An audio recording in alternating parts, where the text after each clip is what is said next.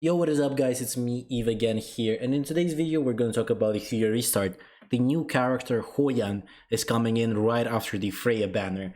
So Freya is ending in around 2 days at the moment of making this video, and Hoyan is supposed to be the next character. She's the new green DPS that we are getting. So she's SSR as you can see here, and green holo element is going to be her.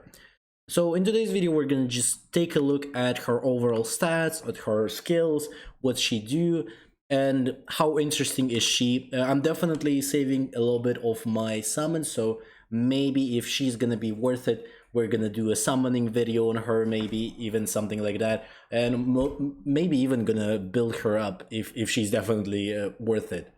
So we'll see how it's gonna go with her there.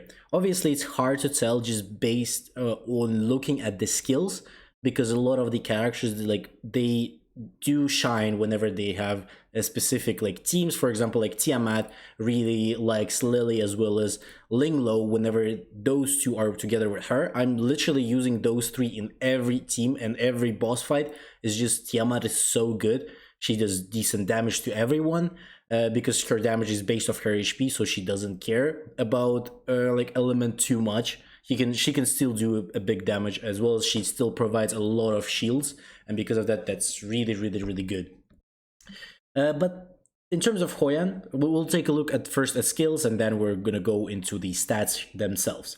So Hoyan strikes swiftly, deals two instances of 130% damage to a single enemy, with each attack having a 25% to inflict a wound for 2 turns. Here we cannot receive healing, so wound is just basically anti-heal for here.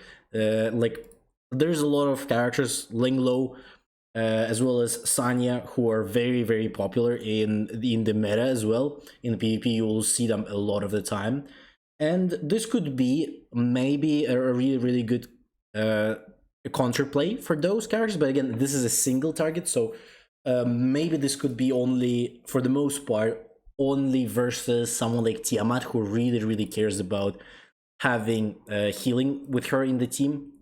But other than that, no one really is scared of having no healing received there. To be honest, for example, like Messiah, or like one-shot builds that you could do for like DT as well in the PvP, those don't really care, because they just one-shot the fuck out of you, and because of that, it doesn't really matter if you apply this wound or not.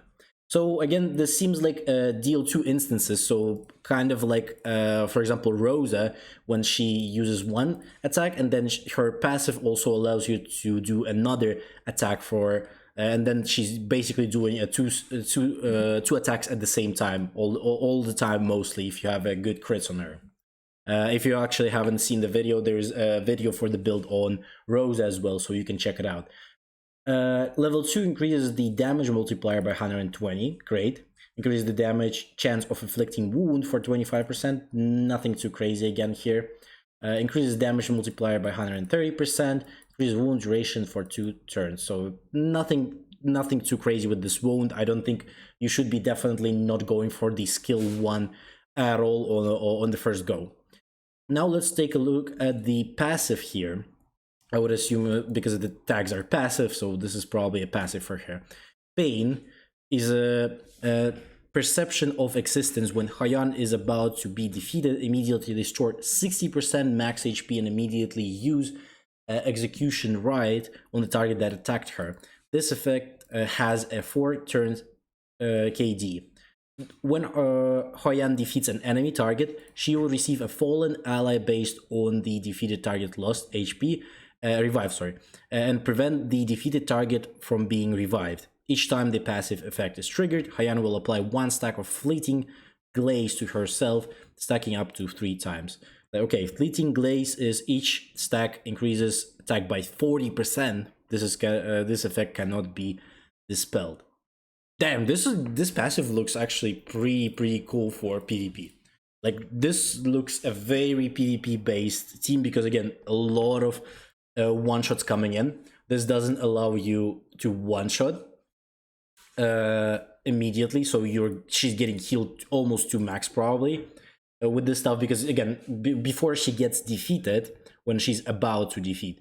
So that means when she's gonna be pretty low, you restore 60% of her HP. Her HP actually is not that big in terms of stats. I'm gonna show it to you later.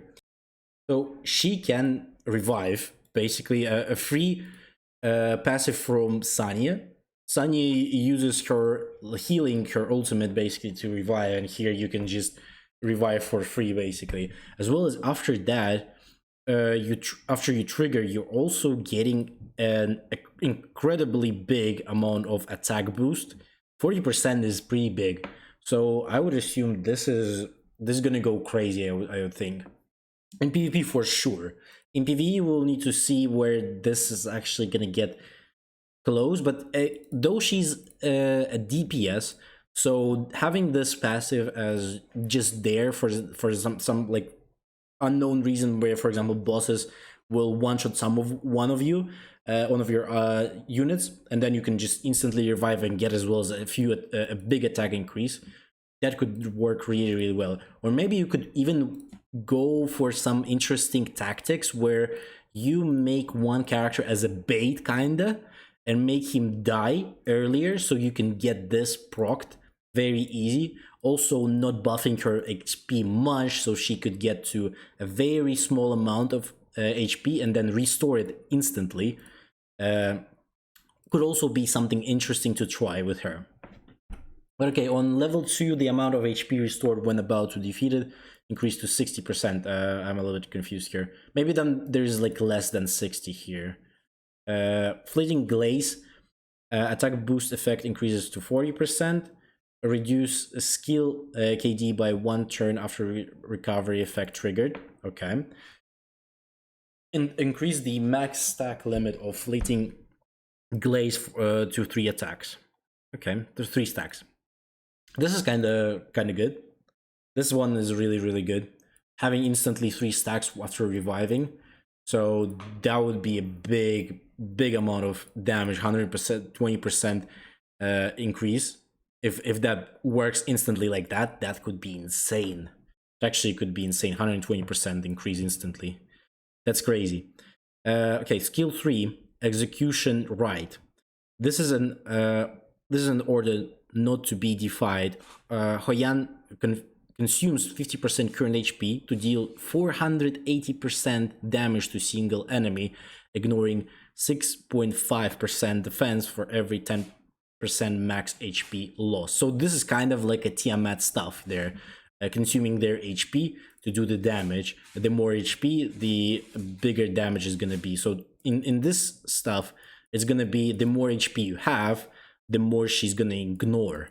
So again, then it seems kind of like she needs that HP, so she can do more damage on this one, because again, ignoring defense is gonna be all around HP. So maybe this is gonna be kind of like a Tiamat build that you wanna go for her. So it's gonna be Tiamat, her, Linglo, and maybe even Sanya in one build. Just you purely going for those 2 supports, and having both on her on Swift Rush and Tiamat on Swift Rush could be something interesting to see. Here's damage dealt for 440%, sure. Defense breach effect increase to 6.5. Again, this probably is different.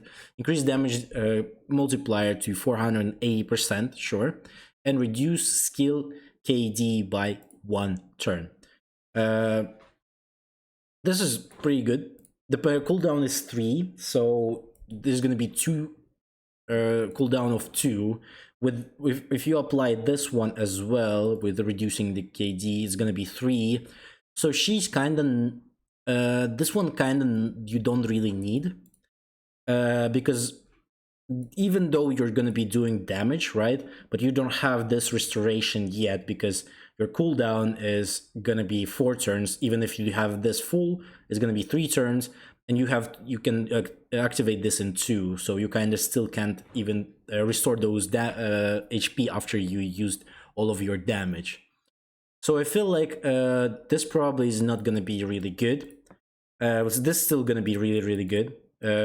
Getting stacks, getting the KD, but I think you probably want to get to level 4, then you want to max out this one as well, and probably max out this, maybe except for this one, also like to level 4. And level 5 is like you can finish it whenever you're gonna be fine with it. So she's looking interesting, really interesting. I think she can work with Tiamat in one team, to be honest. That would be interesting to see how that can go.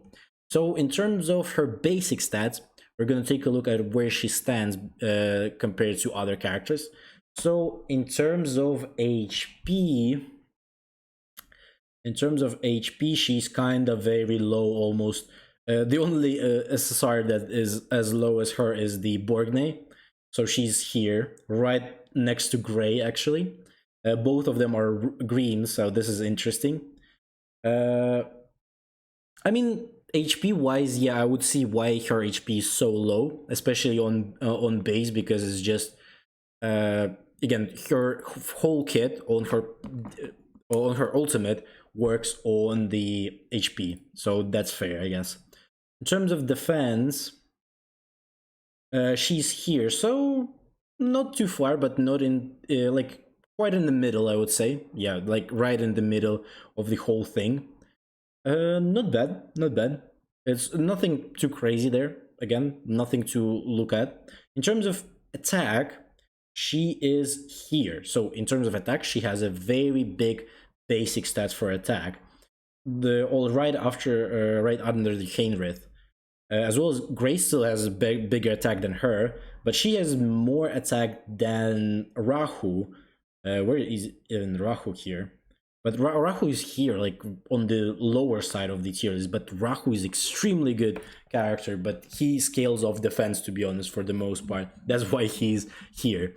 But still, like his damage is very, very low, but he's still great. So usually it doesn't matter if the character has a big attack or anything, he still could be really, really broken. So in terms of speed, base speed, she's very low, like extremely low. She's just above the Andrew, two of the Andrews. That's a little bit sad, but I guess you can work it out with the good sub stats for the speed if you want to put her first.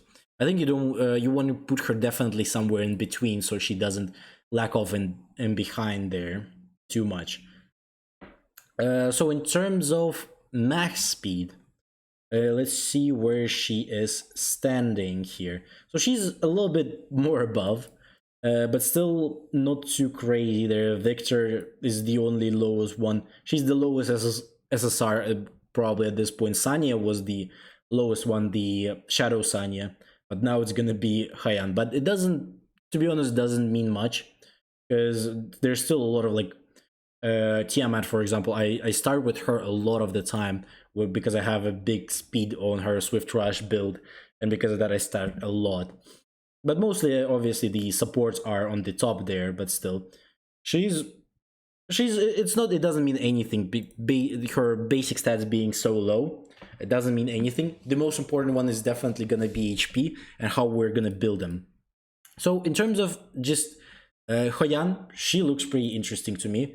She's definitely worth trying at least. And I think she's gonna find some interesting builds for her for sure. Because I feel like there's gonna be an interesting build with someone like Tiamat again for the most part, because they both really like HP. And maybe because of that, having like Linglo, Tiamat, and her would be also interesting build.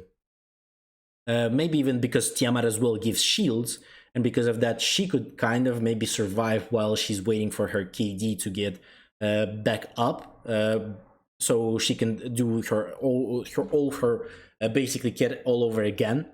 And for that, maybe Tiamat could definitely help her a lot. Other than that, hopefully you liked the video. Don't forget to like, subscribe, as well as comment. And tell me, are you going for the Hoyan? Are you interested in her? How do you feel about are you saving, or maybe you're not even saving, not interested in her kit? All of that in the comments below, as well as join the Discord where we talk about Ethereum there all the time, as well as we talk about other gacha games. But other than that, hopefully have a great day, and I'll see you on next one.